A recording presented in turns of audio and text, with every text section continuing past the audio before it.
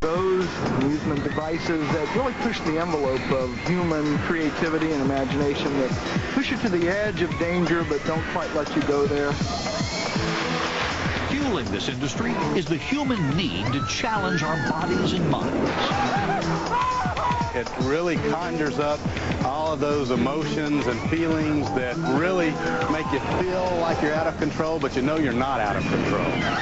It's heart-stopping, heart-pounding. When you ride it, you get that intense feeling, and you just want to ride it like over and over and over again. To quench the insatiable human thirst for extreme rides, parks and ride designers must devise novel ways to deliver the ultimate thrill. The state of extreme rides today is the best it's ever been. You know, virtually the sky's the limit. They continue to get bigger, faster, wilder, scarier, more intense. They're pushing the envelope, pushing people's imaginations. So hold on tight as we take you over the edge to explore and experience the world's most thrilling extreme rides.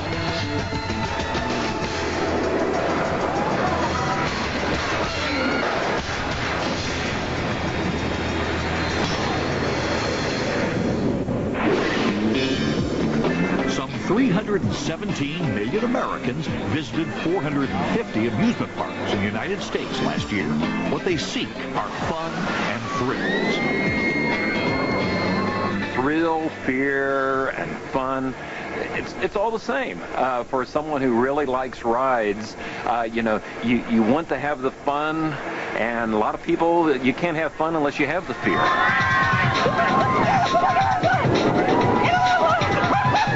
Safely experiencing fear of the park is through extreme speeds and heights. An extreme ride is a ride that will give you a huge adrenaline rush, and it will give you a concept of risk, even when there is no risk involved. I think the popularity of extreme rides has certainly increased over the past several years, and we can see that because of the proliferation of extreme rides. The tall rides are getting taller and faster. The roller coasters are getting bigger and better. Roller coasters have become one of the most popular forms of extreme rides. There are more than 600 coasters in the United States, and 35 new ones opened in 2001. People are just more excited about doing things that takes them to the edge. Before exploring the world's best extreme rides, here's a brief look at a few that debuted this past year. Busch Gardens, Tampa Bay opened Rhino Rally, a four-wheel drive off-road safari adventure. The Northeast's tallest and longest inverted coaster, Talon, took flight at Dorney Park in Allentown, Pennsylvania, soaring 135 feet high and measuring 3,110 feet long. With today's technology, you're finding that with roller coasters, we can now do more things. We can now create a flying sensation, a diving sensation, things that you can do on a roller coaster that, unless you're a pilot or a skydiver, you can't get anywhere else. So that's why you're seeing an increase in extreme thrill rides. Down south, Silver Dollar City in Branson, Missouri unleashed Wildfire. This 66-mile-per-hour sit-down coaster races across 3 acres of woods and hills. Six Flags Over Texas in Fort Worth produced Titan, the Lone Star's largest ride. Titan's supports and track consume more than 2.8 million pounds of steel. That's enough steel to build over 16,000 cars. Towering 25 stories, this 85-mile-per-hour extreme ride drops guests at a near vertical 61-degree angle.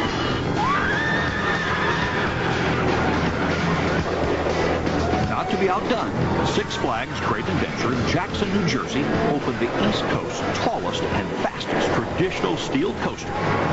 The 80-mile-per-hour Nitro offers open-air seats that lift riders 230 feet high.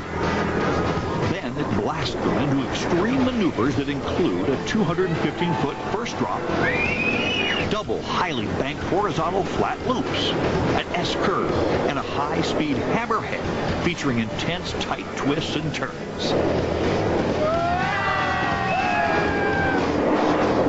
There's a precipice that people want to to approach. They don't want to go over the edge, but they want to get right up close to it and look over the side and see what's down there. And I think extreme rides deliver that, and I believe the riding public, people who come to our parks, expect that. I believe they demand it.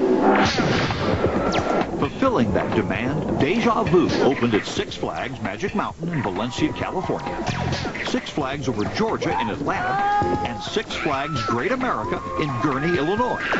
Deja Vu is a suspended looping boomerang ride. You'll zip down 90 degrees through the station at 70 miles an hour, loop through a boomerang, a loop, back up on your back, 200 feet straight into the air.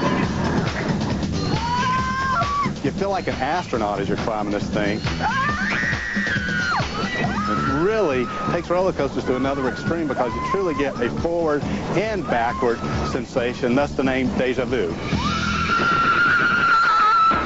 Meanwhile, Six Flags Marine World in Vallejo, California, and Six Flags Great America in Illinois opened V2, Vertical Velocity. The shuttle coaster rockets riders from 0 to 70 miles per hour up 15-story towers.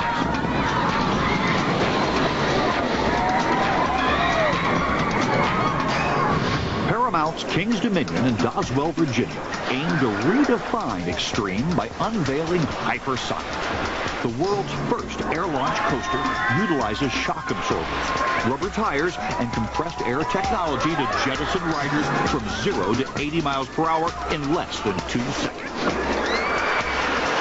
The whole idea of coming to a park or going onto an extreme ride is the feeling that you're escaping from everything else and you're away from the mundane and you're doing something very special. So it's a real rush for a lot of people.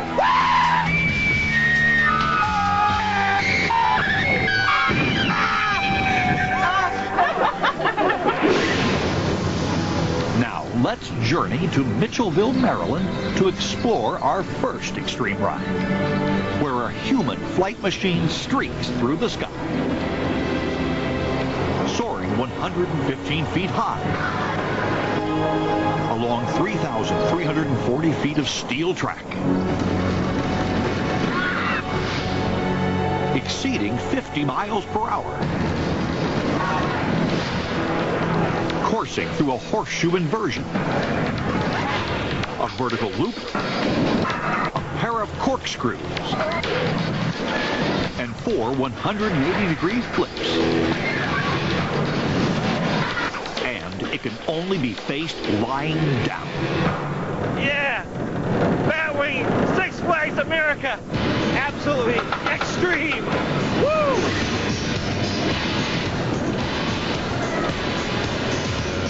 Batwing is located at Six Flags America near Washington, D.C. The park offers an assortment of scream machines to soar riders through the air, including 7 other wooden and steel coasters. In 2000, Paramount's Great America in Santa Clara, California opened Stealth, the world's first flying coaster. The following year, Six Flags America premiered the first flying coaster on the East Coast. You ever dreamed about flying? Have you ever dreamed about going really fast, high up in the sky, watching the ground just move below you? This is the ride for you. Batwing's popular appeal stems from 2 human desires. Man has always wanted to fly. And we've always tried skydiving, the sky coaster to some extent, an extreme ride, you're flying. But you really get the sense of flying on the Batwing. It's a flying coaster, you're laying there, you can put your hands out. The power of flight fulfills our other fantasy, flying through the sky like a superhero. Everyone, when they're growing up, will pretend at some point that they fly. And other coasters have attempted to really create that sensation, but the way you ride those in the seated position, it's close, but it's just not there. With this one, the way that you ride it, the sensations that you feel, I think it's the closest way to feel that you're actually a superhero flying on your own. Batwing's superhero adventure begins as guests board the 24-seat train, sitting 4 abreast and facing backwards. Anticipation mounts as guests are securely detained by Batwing's unique harnesses. Flight commences with a stomach-churning 115-foot climb, lying on your back, head first, and looking straight up into the blue sky. Right now, we're at the highest point on Batwing, 115 feet in the air. This is the turning point where the riders take flight. At the crest, guests are inverted into a 180-degree twist, transforming extreme ride thrill seekers into high-flying heroes. Whoa! It's like almost a religious experience when you turn over. It's unlike any other roller coaster experience I've ever had. Once you ride it, you're riding in a laying down position. For some people, it's quite frightening. I thought it was an absolute rush. I've been on 422 different roller coasters in the United States and Canada. I've probably ridden Batwing close to 50, I don't know, 75 times.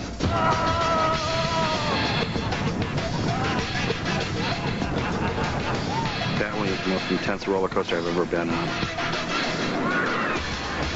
Batwing's overhead track design offers flyers an unobstructed view, while gravity pulls them snugly against their harnesses as they literally fly through the air. I've always wanted a hang glide, but I'm kind of chicken about stuff like that and parachuting and stuff. I know roller coasters are safe, and it's a thrill to be able to have that hang gliding or flying experience and be on a roller coaster, strapped in nice and tight. So just how has Batwing made human flight possible? The minute you load into the ride vehicles, you'll notice this is not your traditional roller coaster car. The guest restraint system begins with a shoulder harness that was borrowed from Formula One racing. Once we lock the rider in, they no longer have control of the release mechanism here. It's monitored by the computer throughout the course of the ride. We then are able to take the vest and provide a snug fit to each guest independent body style, and the belts will lock down, provide a firm fit. The Netherlands-based ride manufacturer, Vekoma International, designed the flying coaster so that the harnesses would also strap riders in at the hips and shins. Then the restraints ratchet down for a customized fit. Next, these ride vehicles don't just roll out of the station. Like most coasters, we have the standard three-wheel design, which allows the coaster to stay on the track in any position that we put it into. But we really change from there compared to the other coasters. We start with the lineator, which is the electric motor and piston combination, which will raise and lower the guest carrier unit as it enters and leaves the stations. While most coasters have sensors along the track to monitor the ride, Batwing's safety system is also built into the ride vehicles. On the back of the coaster, you can see the two junction boxes. We've taken the panel off one of them for you. We actually monitor the safety sensors on the attraction while the ride is in operation. This box contains 23 sensors, which are monitoring the safety systems for the 4 guests in the seat right here. Sensors are not only on the track and in the station throughout the ride, but we have 88 sensors on each train, bringing a total of safety sensors on the ride to well over 300. This vehicle design securely and safely keeps riders on board during mid-flight, so flyers can even extend their hands freely forward. Because words can't truly describe or explain the extreme ride experience of Batwing, let's jump in, lean back, and take flight with Sam Marks. Oh my God, here we go! Yeah! Wow! This is incredible! Dropping down the first drop, up into the horseshoe, which is an almost inversion, dropping back down, flipping down to a back for the most extreme part of this ride, the vertical loop. Oh my God! You'll never experience G-forces like that. Flipping back over into the flying position. We're coming around to another wide turn into the flying corkscrew. Whoa, yeah! Unbelievable. And to finish this ride off, a low flying helix. Whoa! Yeah! This is incredible. Flipping up into the brakes. Batwing. Batwing is Six Flags America Absolutely Extreme.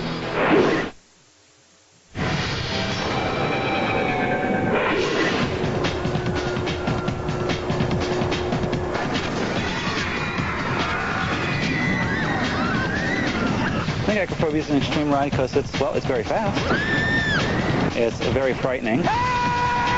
It'll try your nerves, and that's what people pay for. People pay the ticket to be frightened, and you're going to be frightened, no doubt. There are people who need thrills, just like people need horror movies and people need comedy. People need a drama to cry or whatever. Then Acrophobia just makes sure that you're scared of heights, even if you're not.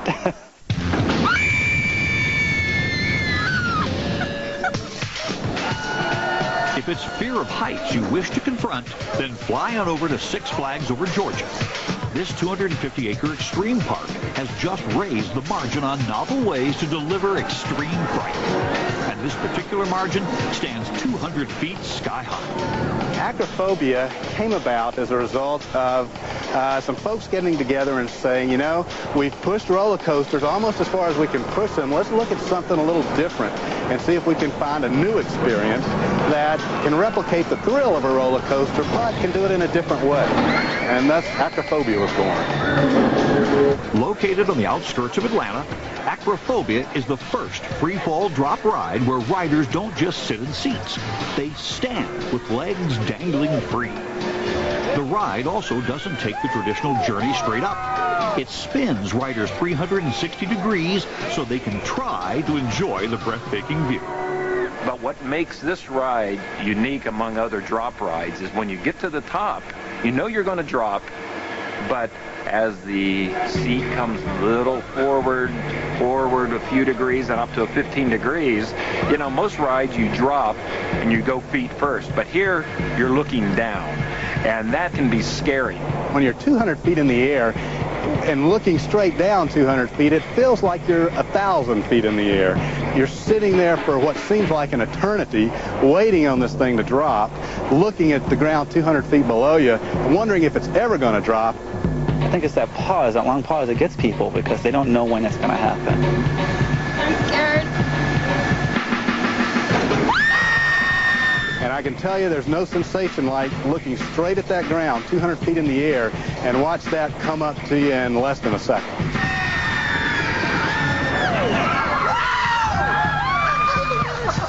It just creates an adrenaline rush like none other. Oh my God. Screams are a great sign on thrill rides. We know that we've accomplished our task with a thrill ride if we hear screams. To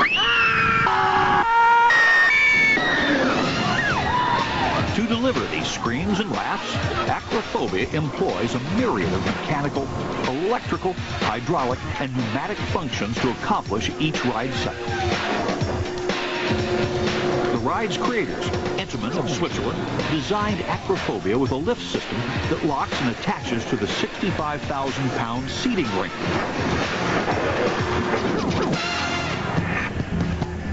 Shoulder harnesses keep riders safely in their seats.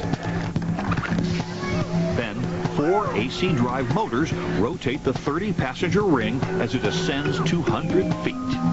Acrophobia does a 360-degree rotation. Guide wheels such as these are what maintains the stability of the ride as it's in a rotation cycle. The motors drive the ring upward at 3 meters per second or 6 to 7 miles per hour. After the passenger ring reaches the top of the ride, the computer gives a signal to the pneumatic cylinder here that creates the 15-degree tilt. The lift system holds riders at the top. And if you can manage to think clearly enough to count, you'll notice you're suspended over Atlanta for 20 seconds.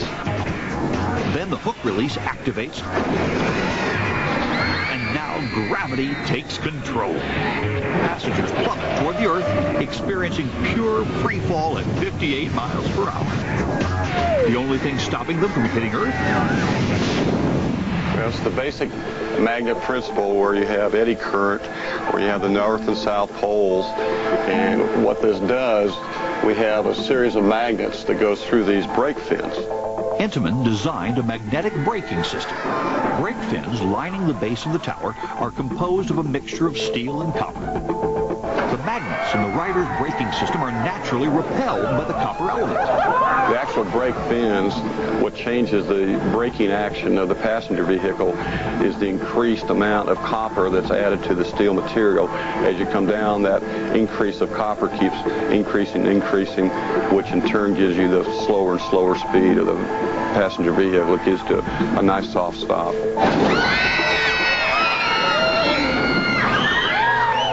These are permanent magnets. They stay in their permanent state, and it's totally fail-safe. There's nothing feeding this as far as electrical power. It's purely a mechanical magnet installation. The ride's magnetic brakes create a 3G finale for passengers, which means riders will feel 3 times the normal force of gravity. The combination of safety and thrills is what keeps extreme riders like Robert Nagy coming back for more. Ridden Acrophobia quite a few times, and I guess because I'm somewhat of an extreme ride fanatic. I had quite a bit of experience with Acrophobia. I suppose sitting at a desk, plunging 161 feet is a nice way to end a day. Here we are at Six Flags Over Georgia on Acrophobia, definitely an extreme ride. We're twisting and turning up a tower which is approximately 200 feet tall. When we get to the top, we're going to angle out even further so we can see the ground coming, and we're going to drop at 61 miles per hour, 161 feet. The horizon is beautiful from up here, but this is definitely a scary and a very extreme ride. And it's a very freaky experience, and here we go. It's going to be an amazing, amazing journey, and I'm scared. And what a wonderful view you got from up here before you put the city on! Ah! Oh my God. Definitely an extreme thrill ride.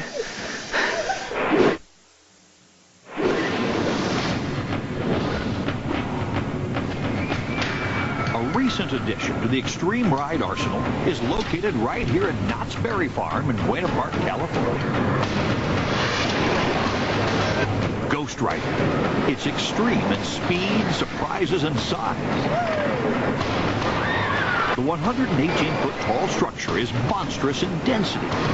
That's because the Golden State's earthquake safety standards require twice as much lumber as a typical coaster built in other parts of the country. Ghost Rider has 2.5 million board feet of lumber.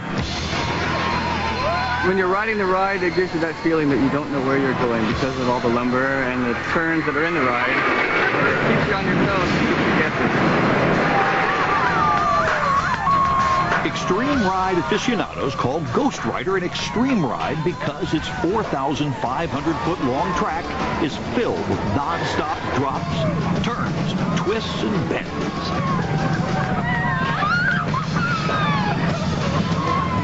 Ghost Rider is an extreme wooden roller coaster. It starts out with a 108-foot drop. Right into a sharp left turn, back over a hill again, almost as high, back down another drop, and over a sharp banking left turn. This turn drops out back into the structure where you don't have a real good perspective of where you're going, so it's kind of a surprise where you end up. Come back out of that into a sharp right turn and go back above the station. And from there, you drop back out from above the station and do practically the whole thing over again, with the speed maintained pretty much throughout the whole ride. Maintaining the 56-mile-per-hour speed that it hits coming down its first drop is accomplished thanks to the structure's massive amounts of southern yellow pine. The structural sturdiness actually conserves the energy and speed of the trains. At the same time, the flexibility of the wood creates a different physical effect on the ride experience. This ride is pretty smooth. It's a wooden coaster, so the wood absorbs some of the shock from the trains. And the structure also gives a little bit. It absorbs some of that shock. It keeps it pretty smooth.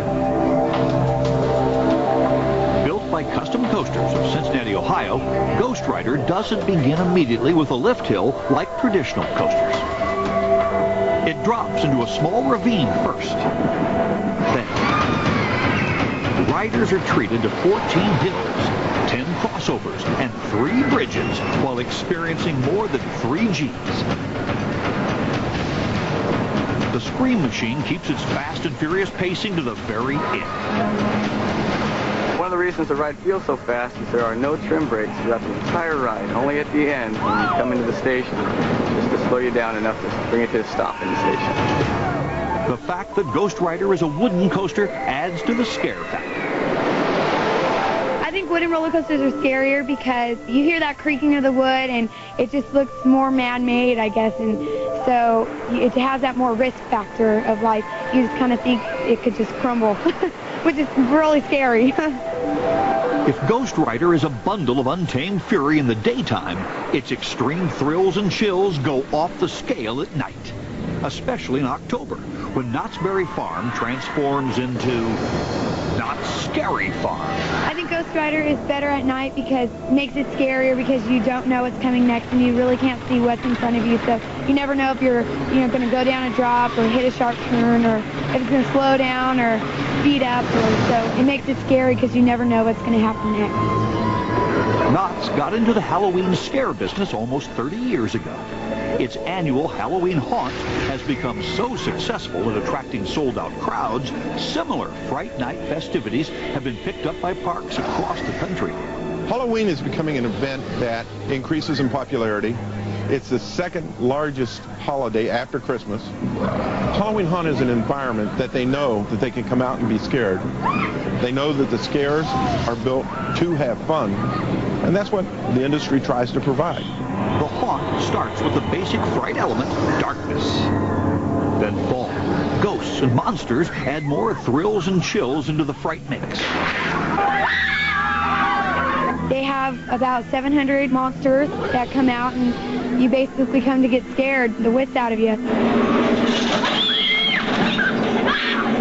Monsters lurk behind every corner, welcoming wary guests into their lair. While in the park's ghost town, a haunted mine shaft offers to thrill guests with a spirited dark ride aboard Ghost Rider. I think Ghost Rider is definitely appropriate during haunt because it's an extra scare factor. You're not just being scared, with monsters and stuff, you're getting scared with an extreme ride, so it's great. Here we go! Join Mandy Murray for an extreme ride aboard Ghost Rider at night. To find out why this Scream Machine earns its title as one of the wildest and scariest coasters in the West. Oh my God!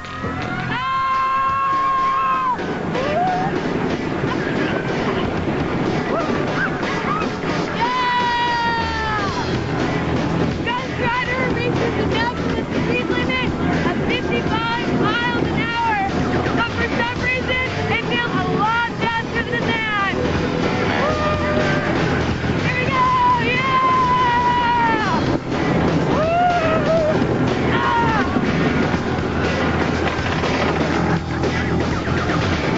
Here we are at the scenic part. This is the best part. You can see the whole park from here. It's great. Here we go down another road. Yeah!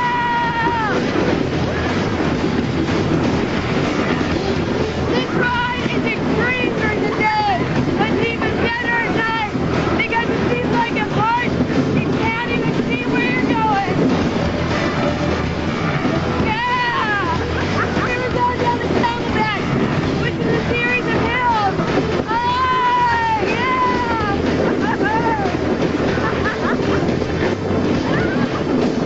Here we jump through the helix. Woo! Alright! That's extreme. If you guys can, you should come out here to Knott's Berry Farm and ride the Ghost Rider. That was extreme.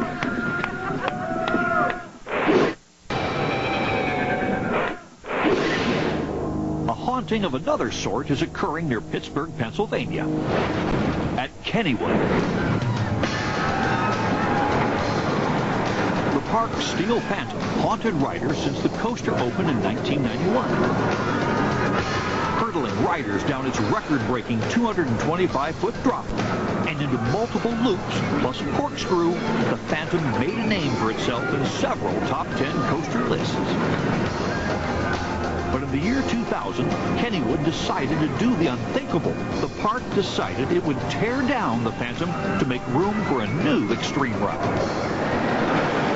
We needed a new marketing pull. We didn't have any land available to build a major new coaster on. So we decided that it was time to remake the Steel Phantom, and what emerged was Phantom's Revenge.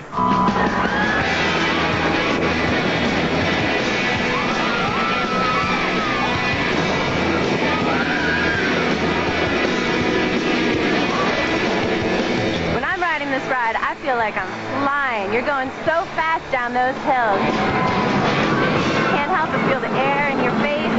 So exciting. Phantom's Revenge opened in May of 2001. This 3,500-foot-long speed machine carries riders nearly 16 stories high. Then it drops them 160 feet before shooting them down a second, even longer, 232-foot drop, right through the neighboring Thunderbolt coaster. The second hill of the coaster is probably the best. You go down through a natural ravine, hitting 85 miles an hour. It's almost impossible to keep your hands up because you don't think there's any way you can make it through that second coaster. Bottom of the hill, make an 82-degree turn, come back around and go through it again. My favorite part of the ride is at the very end. There are a couple of bunny hills that get you out of your seat. You don't think anything else is coming because you're near the end, but it keeps going all the way through.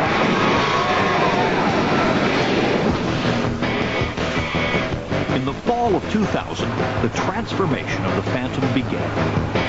Messing with something great may seem risky, but it wasn't new to Kennywood. The park refashioned the Pippin in the 1960s, and from that was born the Thunderbolt, which today ranks as one of the world's top 10 wooden coasters. Well, we thought that we could probably apply the same principle to the remaking of the Steel Phantom, and what emerged was a blending of the two rides. We kept the best parts of the Steel Phantom, and frankly, we kept the parts where a lot of the capital investment was, the incline, the safety system, the station. The park and ride designer D.H. Morgan Manufacturing added new elements while still keeping the 160-foot first drop intact. When we built this coaster, we had to decide where to marry the old track with the new track, and we decided to do that just over the crown of the second drop. The park also wanted to retain the coaster's famous second drop that delivers a daring run through the park's Thunderbolt coaster. This was also one of the most challenging areas for the construction team. Set in a ravine, parts of the Thunderbolt and hillside had to be pulled out, then rebuilt. We decided to take out the inversions of the Steel Phantom, which we felt would increase ridership if we did that. Without loops, the Phantom's new hypercoaster design ensures more riders will not get intimidated or motion sick, so they can extreme ride over and over again. It also lost the need for over-the-shoulder restraints, so all new trains were installed. The ride's conclusion includes a helix that delivers 3.5 gravitational forces. Did we get any feedback when we announced that the Steel Phantom was coming out? We got tons of feedback. We got emails, we got phone calls, we got hate mail, we got tons of letters saying, how can you do this? How in the world can you take out the Steel Phantom, a top 10 coaster? But you know what, we stayed the course, and our plan was good, and what emerged was a great roller coaster.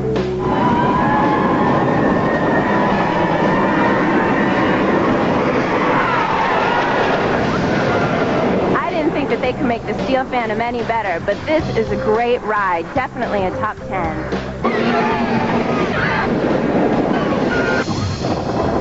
Here we go! First drop! Oh my God!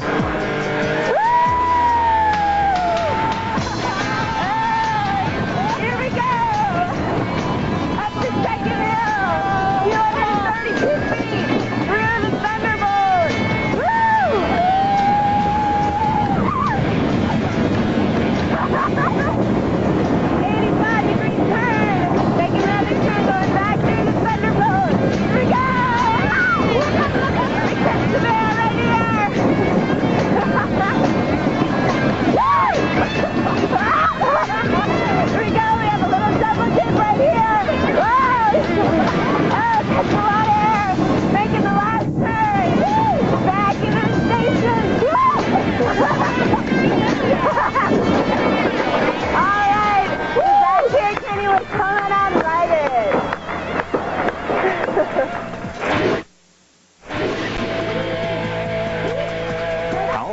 extreme rides go?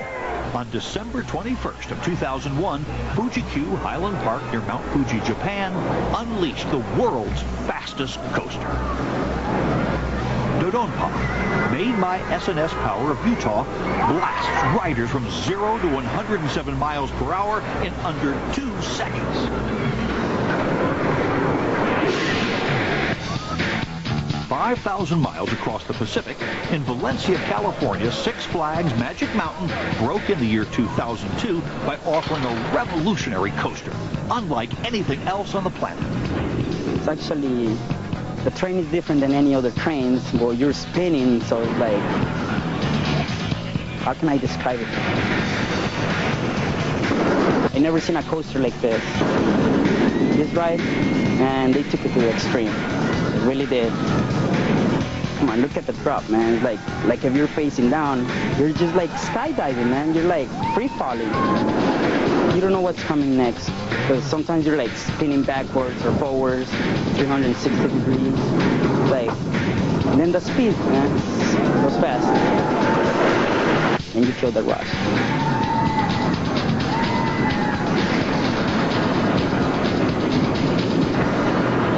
Hopefully I'll get to try it again. Like, woo, you know. The name of this one-of-a-kind scream machine? X, as in extreme.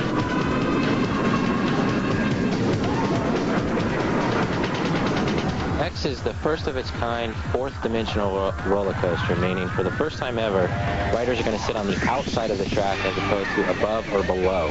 So what that means is, while you're sitting on the outside of the track, you're going to be spinning 360 degrees, forwards, backwards, you're going to be upside down, you're going to be right side up, you're going to be diving, climbing, looping, spinning, flying, all 76 miles per hour, all over the course of the entire track. From a business standpoint, the X coaster is where thrill rides and extreme rides are going to be going in the future. What X shows is the convergence of all the thrills that you come to know to escape everyday life. Being flipped upside down, being dropped at a steep angle. All these things is what X is. To stay ahead of the competition, Six Flags Magic Mountain likes to maintain a record of offering more coasters than any other park. X makes 15. We were the first park to introduce a coaster that traveled 100 miles per hour in Superman the Escape. And now we're the first park to introduce a coaster where you can sit on the outside of the coaster track.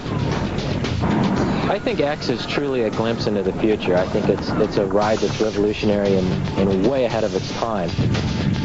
Six Flags Magic Mountain hired Aerodynamics of Utah to engineer a new thrill ride that would push current coaster concepts to their extreme edge. For instance, previous to X, coasters like these Wild Mouse types spun riders 360 degrees laterally. But X became the first to rotate 360 degrees forward and backwards.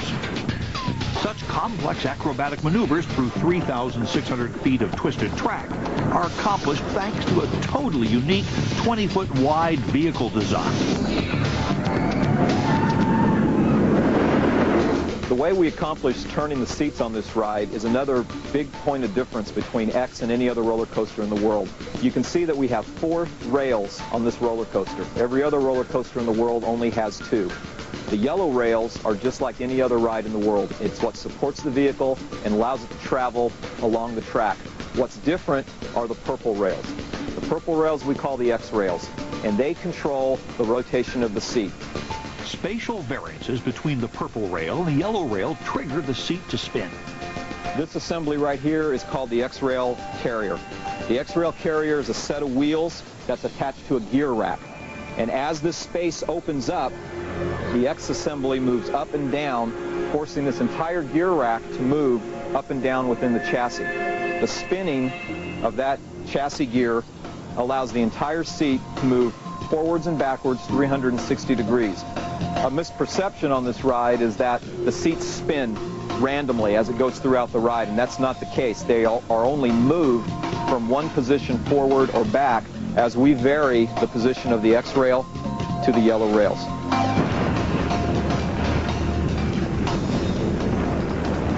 Another design characteristic that makes this ride very unique is the fact that it has both the elements of a suspended coaster track design and a traditional roller coaster track design. You can see over here, the vehicle will ride on top of the track like a normal roller coaster. And then behind me over here, you can see where the train is suspended underneath like a suspended coaster. And you don't see that. You either have a coaster that's all suspended or all traditional, but you don't see them mixing both of those elements within the same ride out on the course of the ride. You're never going to find this many coaster elements packed into one ride into a 2.5-minute thrill. It's simply something you'll never forget. Woo! You got to try it, man. It's just an extreme rush. So, want to feel the drop, man? Come right here. We're about to leave. Here we go. Here we go. Okay, we're about to experience the first twisting front flip. So get ready. Here we go. Here comes our first drop. 89 degrees angle. Oh yeah! Woo! Here comes our first Raven loop, which is not a finished loop. Here comes our Raven loop. Woo! Oh my God! Oh! We're flipping. We're flipping. Oh my gosh! I can't believe this. Woo! Wow, 76 miles per hour. Can you believe this? Oh my gosh, here comes our first backflip. Our first backflip. Here we go. Whoa. Oh my God. Our second Raven loop. Here we go. Whoa. Our next backflip. Here is our backflip. Woo-hoo-hoo. Wow, ride is over now. What an experience, man. This is an extreme ride located here at Six Flags Magic Mountain in Valencia, California. Woo! Woo! For 2002, X just marks the beginning of the latest battle among parks to introduce the next best extreme machine. Here's a preview of what's opening this year. Paramount's Kings Island in Cincinnati, Ohio, produces Tomb Raider, an interactive adventure ride based on the popular interactive computer game and feature film. Interactivity is also the key attraction behind Hershey Park's new roller soaker. Riders can drop 16 gallons of water on unsuspecting guests in line below, and the guests can retaliate by aiming massive water cannons back at the riders.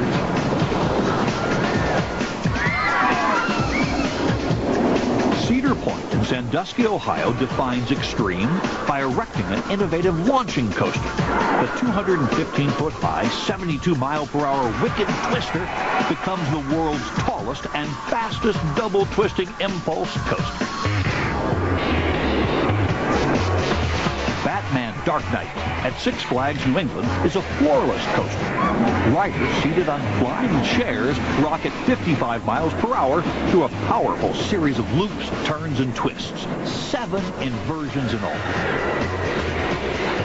Meanwhile, Six Flags over in Georgia and Atlanta unveils their version of the flying coaster, Superman Ultimate Flight. The future of extreme rides? It's a good question. I think each year we continue to raise the bar. The standard gets higher. People, our riding public, I guess, expect more from us. They want more thrills, more intensity. The future of extreme rides is extremely good because, thankfully, once some people conquer one extreme ride, they're going to want to go on to something else. So there's always going to be a need for engineers to develop new and even more extreme rides. And as long as there's something else to go on to, the future of extreme rides is very, very good.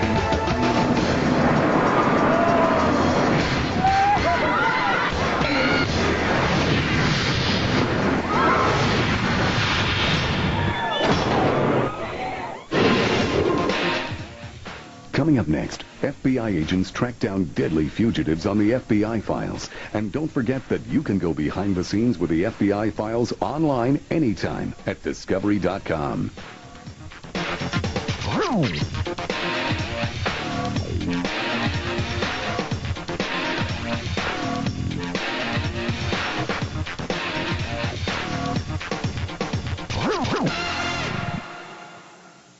This program contains reenactments of real people and real events. This program is intended for mature